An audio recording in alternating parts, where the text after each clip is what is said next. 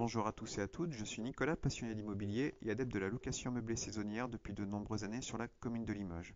Vous trouverez sur mon blog conseils et astuces concrets pour développer votre activité de loueur en toute simplicité. Aujourd'hui, je souhaite aborder avec vous une simple question concernant le taux d'occupation. Comment optimiser votre taux d'occupation et par ailleurs donc accéder à un niveau de rentabilité tel que vous auriez pu vous fixer pour rendre votre location saisonnière rentable. Alors très simplement, comment fixer un taux d'occupation?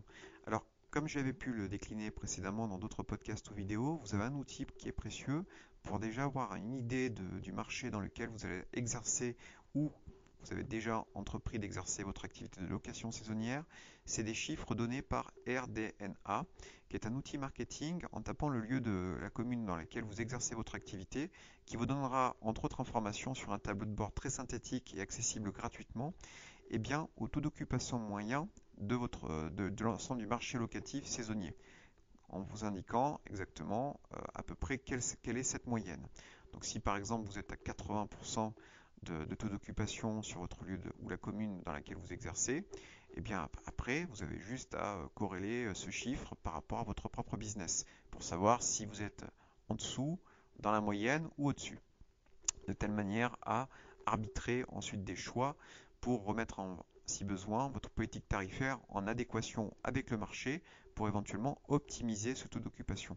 Alors généralement, le taux d'occupation maximal, donc ça sera 100%, comme vous pouvez vous en douter. Donc on peut facilement satisfaire à ce taux d'occupation si vous êtes amené à faire de la location sur plusieurs semaines, voire plusieurs mois. Alors beaucoup de propriétaires, bien entendu, le font, mais bien entendu, on sait très bien que plus vous allez être sur une durée longue, plus vous êtes être amené donc à avoir certes un taux d'occupation qui va être important, qui va friser les 100%, mais du coup votre rentabilité va s'en ressentir à la baisse, puisque concrètement, généralement, vous allez proposer des tarifs.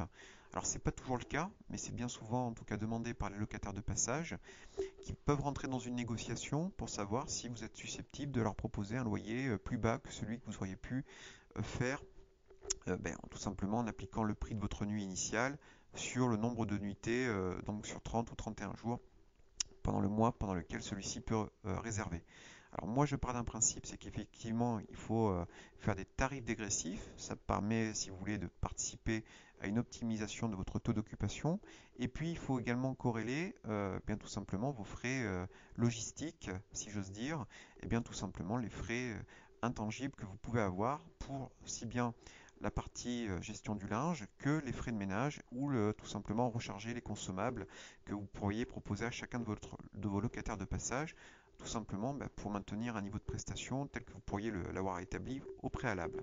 Donc, c'est important de faire ce calcul-là. Je l'avais précédemment énoncé dans un précédent podcast et vidéo, qu'il convient effectivement de voir quel est le coût de revient d'ensemble de votre fonctionnement par appartement, le coût global, si j'ose dire, pour savoir à partir de quel prix par nuitée vous êtes rentable et surtout de fixer un tarif dégressif cohérent si vous devez bien entendu optimiser votre taux d'occupation, par exemple en proposant également vos hébergements ou votre appartement à des personnes à des locataires de passage qui pourraient tout simplement avoir des besoins de location sur plusieurs semaines.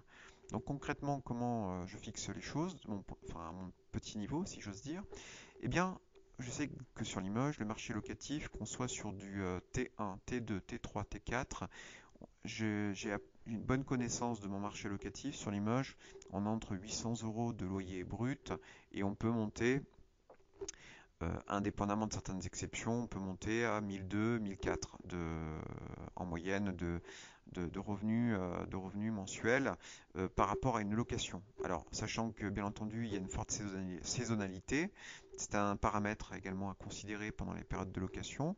Donc, on va dire que de juin à septembre, je fixe les appartements sur un mode très très courte durée pour ceux qui y sont éligibles, tout simplement parce que je sais que je vais optimiser à la fois le taux d'occupation et le rapport qualité-prix. Je vais pouvoir fixer des prix plus élevés, donc ma rentabilité s'en ressentira à la hausse.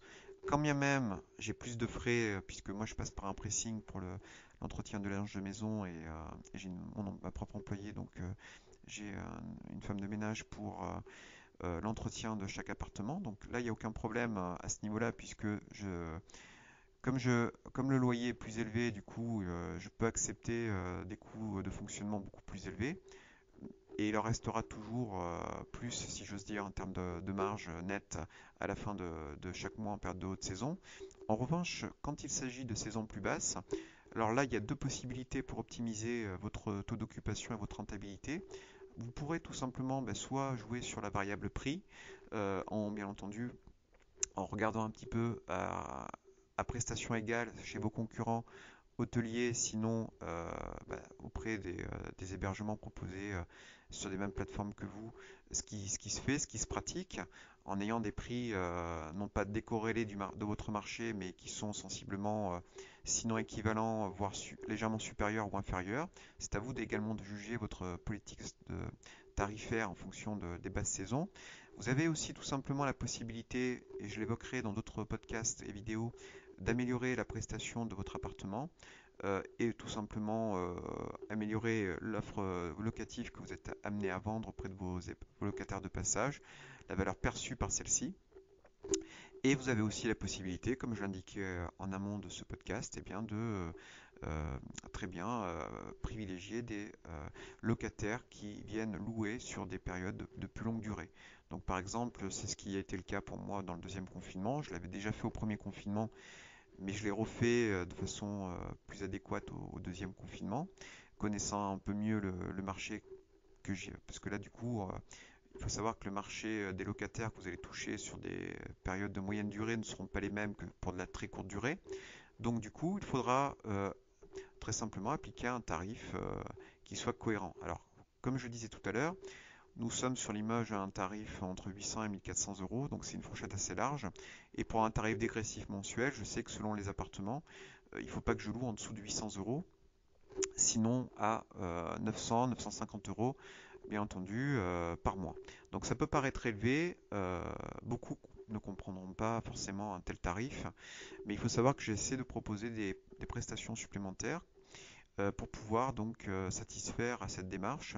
Alors généralement ce que je propose, si ça peut vous donner des idées, c'est tout simplement que mon employé passe tous les 10 à 15 jours pour faire le ménage au sein de l'appartement, ce qui n'exonère en rien l'occupant d'un entretien en bon père de famille des lieux, puisqu'il y a tout le nécessaire pour entretenir les lieux avec aspirateur, produits d'entretien et autres.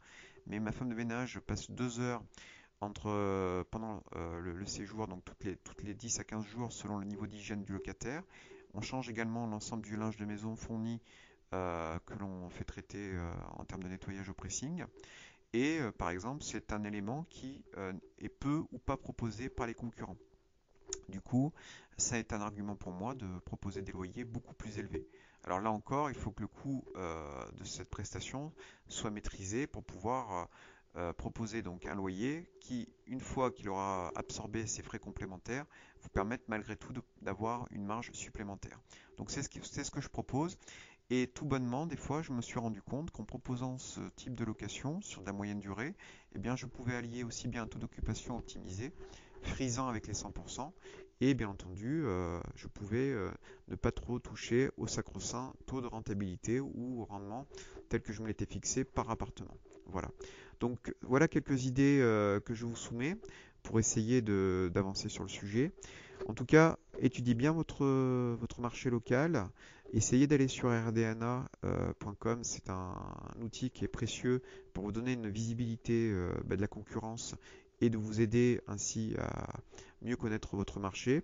Appliquez une politique tarifaire cohérente en fonction de la saisonnalité de votre commune, en fonction des points d'intérêt et des lieux et puis des clients que vos différents appartements sont sujets à accueillir.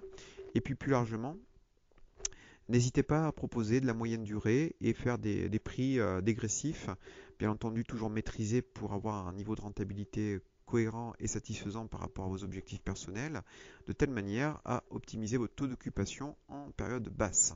Et bien voilà, j'espère que le contenu de ce podcast et cette vidéo vous aura été utile.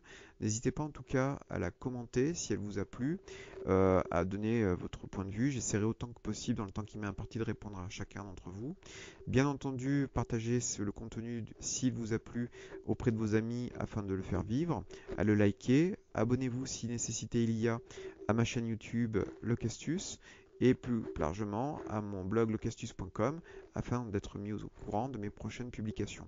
Je vous remercie en tout cas de votre attention et je vous souhaite à tous et à toutes une très bonne fin de journée. À très bientôt.